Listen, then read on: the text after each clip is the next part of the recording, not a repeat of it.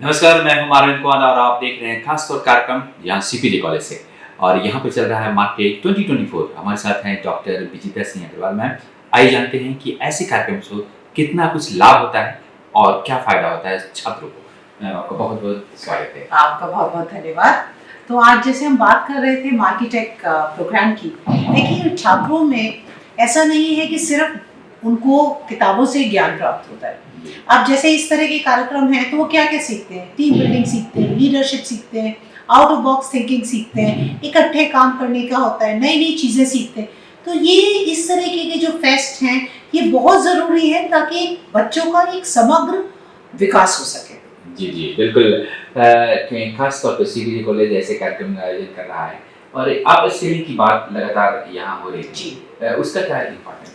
देखिए अपस्किलिंग, जैसा कि हमारे माननीय प्रधानमंत्री मोदी जी बोलते हैं कि स्किल इंडिया जब तक नहीं होगा तब तक बढ़ेगा इंडिया नहीं। जी तो स्किलिंग बहुत ज़रूरी है और यहाँ पे मैं सीपीजे को खासतौर से साधुवाद देना चाहूँगी कि वो जिस तरीके से बच्चों का विकास करते हैं, बच्चों में स्किलिंग को बढ़ावा देते हैं, अपस्किलिंग करते हैं।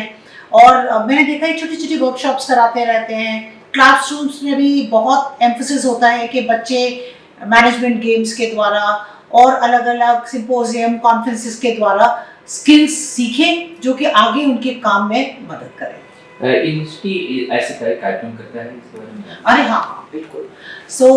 सीपीजे जो है वो गुरु गोबिंद सिंह इंद्रप्रस्थ यूनिवर्सिटी से जुड़े हुए हैं और गुरु गोबिंद सिंह इंद्रप्रस्थ यूनिवर्सिटी का जो स्टूडेंट वेलफेयर डिपार्टमेंट है वो इसी पे जोर रहता है। तो हमारे यहाँ जैसे 7 उसमें सेंटर्स हैं, तो बच्चों को नाटक के थ्रू नुक्कड़ नाटक, हमारे जो है हमारे बच्चे बहुत प्राइजेस जीतते रहते हैं। म्यूज़िक, नुक्कड़ नाटक, ये बच्चे वर्कशॉप्स कॉन्फ्रेंसेस ये सब करते हैं। और एक्चुअली देखा जाए तो कॉलेज लाइफ ही वो समय है जब आप खुल के स्वच्छंदता से इन सब चीज़ों पे से एक्सपेरिमेंट कर सकते हैं और वो ही आपकी यादें होती हैं और वही आपकी जो सीखते हैं जीवन में आगे काम आता है। खास तौर पर आजकल कॉलेज खास यूनिवर्सिटी जो कहती है कि एमओयू साइन करेगी, इस पर कितना कुछ यूनिवर्सिटी का जोर है? देखिए आज सवेरे ही मैं रशियन यूनिवर्सिटी से एमओयू साइन करके आ रही हूँ। तो देखिए हमारे 64 एमओयूज हैं विदेशी यूनिवर्सिटी से और इंडियन यूनिवर्सिटी से हमारे करीब 100 के करीब एमओयूज हैं। देखिए एमओयूज क्यों जरूरी होते हैं? आजकल हम इंटरडिसिप्लिनरिटी की बात कर रहे हैं।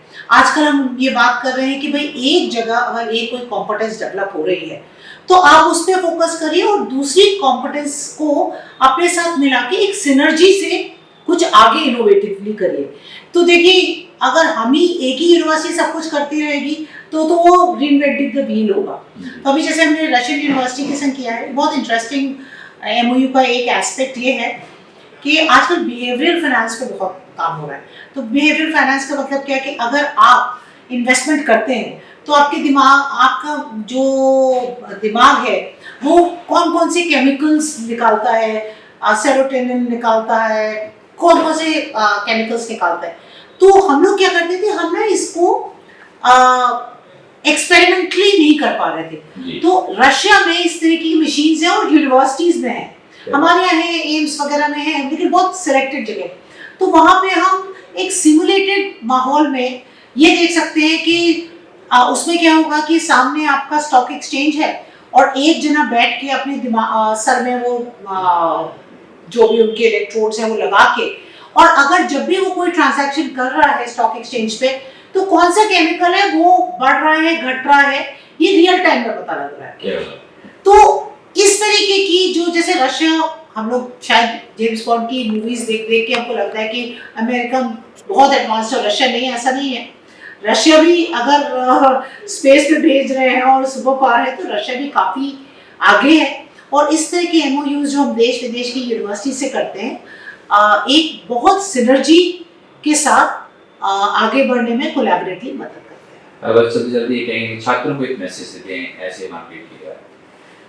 छात्रों को मैं एक मैसेज देना यही चाहूंगी, मैं कभी सोचती हूँ कि काश मैं इस जमाने में पैदा होती। आप लोगों के लिए the sky is your limit. हम जब पैदा हुए थे तो रबर और पेंसिल भी, कोई विदेश से आता था रबर पेंसिल लेके आता था। आज हम उस भारत में हो रहे हैं कि कोई बाहर से आता है, पूछते हैं क्या लेके आओ, कहते कुछ नहीं लेके आओ, सब यही। तो भारत जो है प्रगति कर रहा है और आप उस प्रगति में साथी हैं और आप देश का भविष्य हैं।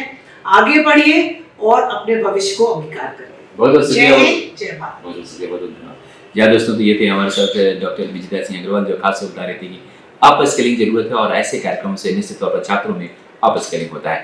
हेमंत के साथ मामूद, नमस्कार। देश विदेश की ताज़ा तरीन खबरों से अपडेट रहने के लिए आप हमारे चैनल को ज़रूर सब्सक्राइब करें और साथ ही बेल आइकन को भी ज़रूर दबाएं ताकि सभी खबरों से आप और आपके जानने वाले रह सके अपडेट।